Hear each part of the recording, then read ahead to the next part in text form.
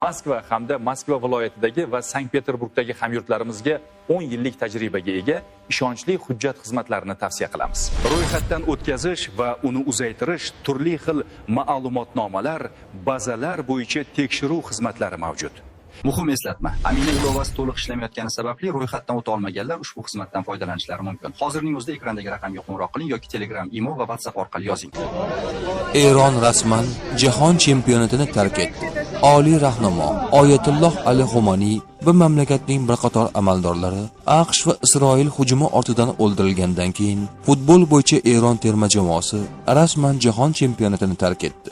Eron hayotini futbol bilan taqqoslab bo'lmaydi deb hisoblaydi va o'z futbolchilarining jahon chempionatiga borish xavfini o'z zimmasiga olmaydi, deyiladi bayonotda.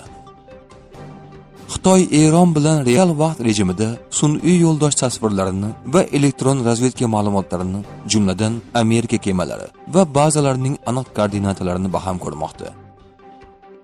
Eron razvedka vazirligining yuqori martabali mulozimlaridan biri Hoji Muhammad Basiri, Eron mudofaa vaziri general Aziz Nosirzoda va Eron ommaviy axborot vositalari bosh shtabi boshlig'i Musoviy AQSh Isroil tomonidan Tehronda amalga oshirilgan hujumlarda o'ldirildi. Pokistonda namoyishchilar Karachidagi Amerika konsulligiga hujum qilishdi. Eronda musulmonlarning o'ldirilishi uchun qasos olish maqsadida tayoq bilan odamlar binoga bostirib kirishgan va amerikaliklarni o'ldirishga urinishgan. Bag'dodda portlashlar eshitildi. Ehtimol ko'prik portlatilgan.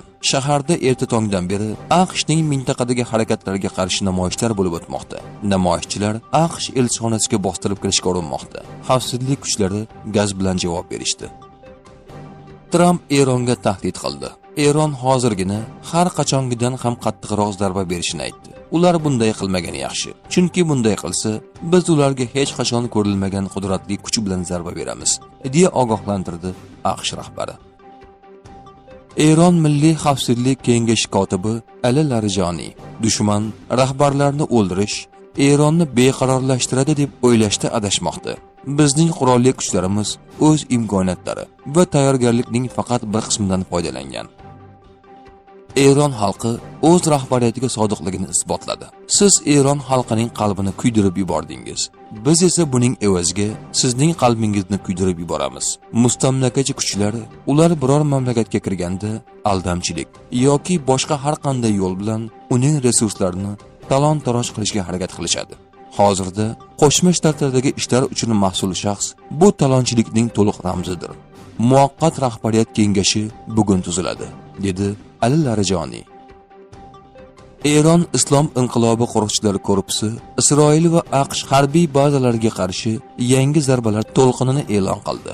Ular 27 nuqtaga, jumladan Tel Nov aviabazasiga, Isroil armiyasi bosh shtabiga va Tel Avivdagi yirik harbiy sanoat majmuasiga qaratilgan. Bugun Bahrayn va Qatar yana Eron raketasi va dronlari hujumiga uchradi. Eron osmonining yopilishi munosabati bilan ko'plab yo'lovchi samolyotlar Ozarbayjon havo hududidan foydalanmoqda. Eron Isroilning markaziy qismiga navbatdagi zarbalar to'lqinini yo'lladi. So'nggi ma'lumotlarga ko'ra, Isroil poytaxti Tel Avivda 40 ga yaqin binoga ziyon yetgan. Zarbalar oqibatida shu paytgacha 200 ga yaqin odam evakuatsiya qilingan.